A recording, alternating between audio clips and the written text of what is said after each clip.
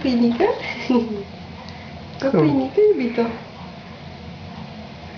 E bună pâinea.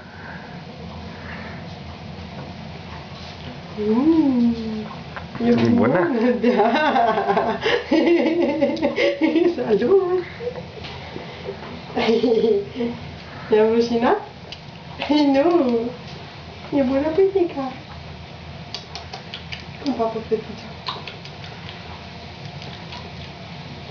Știurița lui meu mic.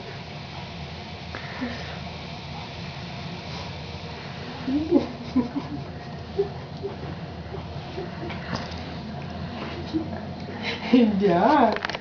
Ce filmă? Așa. Ce se aude? Lăpticul? Uitați! Se face lăpticul. Acolo. Se face lăpticul la fetița? Da? Hai! Tăticule, vrem lăpticul. Vreți lăpticul? Da! Uite aici, dacă vreți lăpticul, atunci tata pune aparatul aici așa, să filmeze tot. Așa. Și acum tu trebuie să stai, deci un pic mai așa. Așa, și eu îi pun asta, îi pregătesc. Problema este că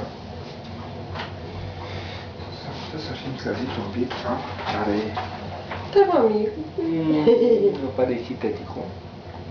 Dă un pic la fetiță. Așa.